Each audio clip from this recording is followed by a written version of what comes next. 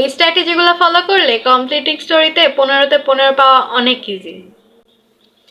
High everyone, this is me Adhara and welcome to my YouTube channel simply Adhara. আমি এই ভিডিওতে dedicatedly completing story কিভাবে লিখবা, কিভাবে লিখলে ফুল মার্ক পাবা সেটা নিয়ে কথা বলবো। তার আগে আমার বলতে হবে তোমাদের কমপ্লিটিং স্টোরি এসএসসি 26-এর শর্ট সিলেবাসে 15 মার্কের, এবং এটা দুই রকমের হয়। একটা হলো তোমার নর্মাল স্টোরি, যেগুলো তুমি জানো, আর কিছু কিছু স্টোরি হলো ক্রিয়েটিভ টাইপের, যেগুলো তোমার বানায় লিখতে হয়, যে কোনোটাই আসতে পারে। এখন নর্মাল স্টোরি কোনগুলো হইতে পারে, যেমন the farmer and his 4 sons, then the farmer and his goose, এরকম স্টোরিগুলো আছে না, যেগুলো সচরাচর আমরা পড়ে পড়ে অভ্যস্ত, আমরা এতদিন ধরে পড়ে এসেছি, ওগুলো আসতে পারে। এটা হলো তোমার নর্মাল টাইপের স্টোরিগুলো। অ্যান্ড তোমার ক্রিয়েটিভ স্টোরি মানে ফার্স্টের দিকে একটু বলে দিবে, দেন তোমাকে বলবে এটা তোমার কোনো সচরাচর স্টোরির মধ্যে পাবা না, বাকিটা তোমার ক্রিয়েটিভিটি ইউজ করে তোমার বানায় লিখতে হবে। এটা আসলে একটু মুশকিলে পড়বা, বাট যদি সচরাচর বা যেরকম নর্মালি এসে থাকে যদি সেরকম টাইপের আসে, তাহলে তোমাদের জন্য জিনিসটা ইজিয়ার হবে। আমি দুইটারই সলিউশন দিয়ে দিচ্ছি। প্রথমে বলি, এরকম সচরাচর যেগুলো স্টোরি আসে সেগুলো আসলে কি করব। সেগুলো আসলে তোমরা লিখবা। এখন কিভাবে লিখবা সেটা বলি। এটার জন্য তোমরা তোমাদের টেস্ট পেপার অথবা তোমাদের কোশ্চিন ব্যাংক অথবা তোমরা যেখান থেকে প্রিভিয়াস ইয়ার কোশ্চিনগুলো অ্যাক্সেস করতে পারো, আর সেখান থেকে যদি তোমরা কমপ্লিটিং স্টোরিগুলো দেখো, সেখান থেকে কমপ্লিট স্টোরি দেখলে দেখবা কিছু কিছু কমপ্লিট স্টোরি রিপিটেডলি আসতেছে, বেশিরভাগ বোর্ডে আসতেছে, তোমরা ওগুলা স্পেশালি পড়বা। অ্যান্ড লাস্ট মোমেন্টে যদি না বুঝো কি পড়বা, তোমাদের একটা ট্রিক শিখাইতে, সেটা হলো তোমাদের যদি টেস্ট পেপার থেকে থাকে, সেই টেস্ট পেপারে টপ 10 বা টপ 50 সাজেশন থাকার কথা, যে কোনগুলো বেশি ইম্পর্টেন্ট বা এই ইয়ারে আসতে পারে সেটা সাজেশন থাকতে পারে। সেই সাজেশন ওয়াইজ আগে যেগুলো বেশি ইম্পর্টেন্ট সেগুলো পড়ে ফেলবা, রিডিং পড়ে নিবা, দেন ওখান থেকে মেইন গল্পটা নিজের মধ্যে বোঝার ট্রাই করবা অ্যান্ড আইডিয়া রাখবা। অ্যান্ড যদি তোমার মনে রাখতে সমস্যা, তোমরা লিখবা, লিখে লিখে প্র্যাকটিস করবা। যেহেতু 15 মার্ক, এটা তোমাদের ঠিকভাবে লিখতে হবে। আর যদি তোমাদের এরকম সাজেশন পেতে সমস্যা হয়, সেক্ষেত্রে তোমরা আমার হোয়াটসঅ্যাপ চ্যানেলটা ভিজিট করতে পারো। হোয়াটসঅ্যাপ চ্যানেলের লিঙ্ক আমার এই ভিডিওর ডেসক্রিপশন এবং পিন কমেন্টে অ্যাড করা থাকবে। সেখান থেকে তোমরা, যদি আমি একটা সাজেশন প্রোভাইড করেছি ইংলিশ ফার্স্ট পেপার, ওই সাজেশন থেকে তোমরা ফার্স্টের যে কমপ্লিটিং স্টোরিগুলো সাজেশন দেওয়া আছে ওগুলো পড়ে নাও, অ্যান্ড ওগুলা জাস্ট রিডিং পড়ে নিবা যেখান থেকে পারো। এটা তোমরা চ্যাট জিপিটির হেল্প নিয়ে বলতে পারো যে ইজি ইংলিশে তোমরা আমাকে, তোমরা যে টাইপের প্রম্পট দিবা, ইজি ইংলিশে আমাকে এটা বুঝিয়ে দাও, বা কীভাবে কমপ্লিটিং স্টোরিটা লিখবো সেটা বুঝাই দাও, ওই বুঝাই দেবে, ওটাও পড়তে পারো।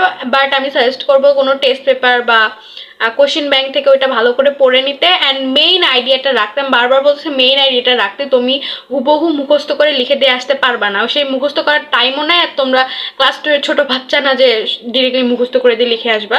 আমি আমার টাইমে কমপ্লিটিং স্টোরি মুখস্থ করি না, মেইন আইডিয়াটা রাখছি, দেন আমি বানায় লিখছি।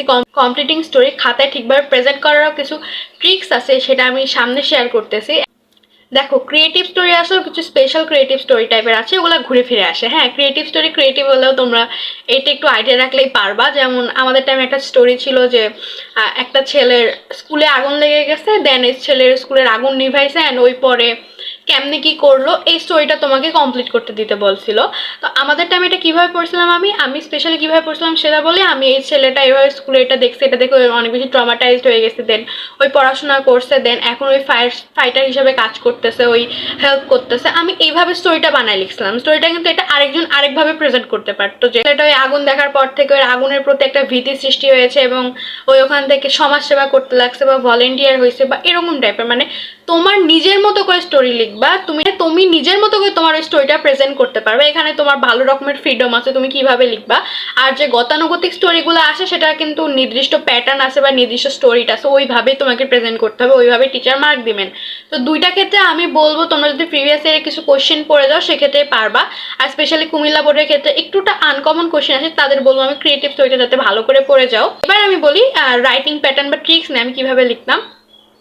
আমি ফার্স্টে একটা পেজে প্রথমে কোশ্চেন নাম্বারটা দিতাম, অ্যান্সার টু দ্য কোশ্চেন নাম এত। আর দেন আমি এবার একটা ভালো রকমের টাইটেল ইউজ করতাম, যেমন 4 থেকে 5 ওয়ার্ডের মধ্যে একটা টাইটেল ইউজ করতে, এটা ব্লু পেন দিয়ে একটু বড় করে লিখতাম, যে টাইটেলটা মানে একটু ইন্টারেস্টিং হবে, আমার টিচার পছন্দ করবে। এই টাইটেলটা যদি ঠিকভাবে ইউজ করতে পারে, টাইটেলটা নিজের মতো করে লিখবা, বাট এমন কিছু লিখবা যাতে মেটাফোর টাইপের, মানে ওই টাইটেলটা পড়লে তুমি স্টোরিতে কি লিখছো মানে মোটামুটি বোঝা যায়। উদাহরণ হিসাবে বলা যায়, একটা ফার্মারের স্টোরি ছিল না, যে a farmer and his 4 sons, উনি উনার ছেলেদেরকে স্টিক ভাঙতে দেন, যখন আলাদা আলাদা থাকে তখন ভাঙতে পারে, বাট যখন একসাথে থাকে ভাঙতে পারে না। এটার জন্য আমি টাইটেলটা এরকম দিতে পারি যে ইউনিটি ইজ দ্য স্ট্রেংথ, এরকম টাইপের দেওয়া যায়। বা আরেকটা আছে তোমার ফার্মার অ্যান্ড হিজ গুজ, মানে ওই যে সোনা ডিম পাড়া হাঁসের যে স্টোরিটা আছে, লাস্টে ডিমের জন্য হাঁসটাকে মেরে ফেলে, ওটার জন্য আমি এরকম দিতে পারি গ্র্যাবস অল লস অল, এরকম টাইপের, মানে ইন্টারেস্টিং টাইপের, নট লাইক তোমার একদম নতুন টাইপের কিছু বানায় দিতে হবে, বাট এই টাইটেলটা এমন ইউজ করবে যাতে একটু ইন্টারেস্টিং লাগে আর ক্লিকি লাগে জিনিসটা। ওকে, অ্যান্ড ফার্স্টের থেকে তো স্টোরি তোমাদের কোশ্চেনে কিছুটা দেওয়াই থাকবে, ওইটুকু স্টোরি লিখবা, দেন এবার নিজের মতো করে বানায় লেখা ট্রাই করবা। এখানে spelling mistake and grammatical mistake কম করার ট্রাই করবা। আই রিপিট, ইংলিশ রাইটিংয়ের ক্ষেত্রে কোয়ালিটি ওভার কোয়ান্টিটি, তুমি কম লিখো বাট জিনিসটা যাতে কারেক্ট হয়, তাহলে স্যার এটা ভালো মতন দেখবেন। আর এটা কয় পেজ লিখবা বা রাইটিং আইটেমগুলো কয় পেজ লিখবা, এটা নিয়ে আমি একটা ডেডিকেটেডলি ভিডিও বানাবো, বাট এই ভিডিওতে ইন শর্ট বললে তোমরা ট্রাই করবা যেহেতু 15 মার্ক 3 থেকে 4 পেজ মিনিমাম লিখতে। এখন এখানে অনেকের হ্যান্ড রাইটিংও ম্যাটার করে, অনেকের হ্যান্ড রাইটিং ছোটো, বাট আমার হ্যান্ড রাইটিং ছিল মোটামুটি মিডিয়াম সাইজে, মানে বেশি বড়ও না ছোটও না। আমি একটু গ্যাপ দিয়ে দিয়ে লিখতাম, ট্রাই করতাম ভালোভাবে প্রেজেন্ট করতে। বেশি গ্যাপ দিও না, তো তোমরা এগুলো ফাঁকিবাজি করলে টিচাররা ইজিলি খাতায় বুঝে যান। তো তোমরা নর্মালি লিখবা, তোমরা যেমনি লিখো, বাট আমি বলবো grammatical mistake and spelling mistake কম করতে।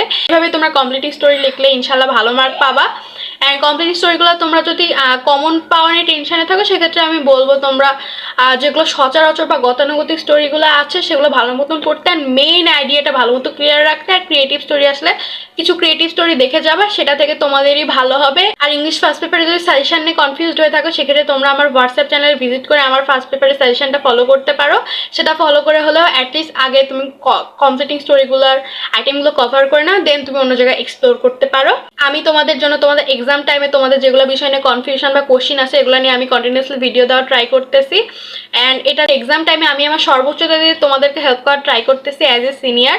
তো তার জন্য তোমরা আমার ইউটিউব চ্যানেলটাকে অবশ্যই সাবস্ক্রাইব করে রাখবে ফর মোর আপডেটস। আমি ইনশাল্লাহ সামনে তোমাদের আরও যেগুলো কনফিউশনের টপিক আছে সেগুলো নিয়ে ভিডিও আনার ট্রাই করব। তো তার জন্য আমার চ্যানেলটাকে সাবস্ক্রাইব করে রাখবে, আইদার তোমাদেরই লুজ হতে পারে। অ্যান্ড যারা লাস্ট মোমেন্টে এক্সাম গ্যাপে পড়ে ভালো করা সম্ভব নাকি সেটা নিয়ে আমাকে কোশ্চেন করতেছো, তাদের জন্য বলতে চাই এক্সাম গ্যাপে পড়ে ভালো করা সম্ভব, ইভেন অনেক ক্ষেত্রে জিপিএ 5ও এনশিওর করা সম্ভব। আমি আমার অনেক ফ্রেন্ডকে দেখছি এক্সাম গ্যাপে পড়ে জিপিএ 5 এনশিওর করতে। সেটার জন্য তোমার দরকার রাইট স্ট্র্যাটেজি এবং রাইট গাইডলাইন আন্ডারে থেকে পড়া। সেই জন্য আমি তোমাদেরকে সাজেস্ট করতেছি সায়েন্স বেকারি টিম তাণ্ডব কোর্সটা। টিম তাণ্ডব কোর্সটাতে তোমার ফিজিক্স 8 ঘন্টার মধ্যে, কেমিস্ট্রি এরকম 6 থেকে 7 ঘন্টা, জেনারেল ম্যাথ এরকম 6 থেকে 7 ঘন্টা, এবং পাশাপাশি হায়ার ম্যাথ এরকম টাইমের মধ্যে তোমাদের হোল সিলেবাসটা কভার করে দেওয়া হয়েছে। ইম্পর্টেন্ট সিকিউ যেগুলো করলে তোমরা কমন পাবা এবং বেশিরভাগ বোর্ডের সব টাইপ কভার হয়ে যাবে, সেরকম সিকিউ সলভ করে দেওয়া হয়েছে। পাশাপাশি সাজেশন প্রোভাইড করা হয়েছে, অ্যান্ড এভরিথিং লাস্ট মোমেন্টে এক্সামে ভালো করার জন্য তোমাদের যা যা দরকার সব কিছু এখানে প্রোভাইড করা হয়েছে। তো টিম তাণ্ডব কোর্সের ব্যাপারে আরও ডিটেলস জানতে অথবা এনরোল করতে তোমরা চাই সায়েন্স বেকারি ফেসবুক পেজে নক দিতে পারো। সায়েন্স বেকারি ফেসবুক পেজের লিঙ্ক আমার এই ভিডিও ডেসক্রিপশন এবং পিন কমেন্টে অ্যাড করা থাকবে। তোমরা যদি সেখানে নক দিয়ে আমার নাম বলো, তাহলে তোমরা একটা স্পেশাল ডিসকাউন্ট পাবা। এটাই হতে পারে তোমাদের কামব্যাকের last opportunity. So check it out, and that's all for today. তোমাদের কোনো কোয়েশ্চেন বা কনফিউশন থাকলে আমাকে অবশ্যই কমেন্ট বক্সে আস্ক করতে পারো। And that's all for today. আসসালামু আলাইকুম।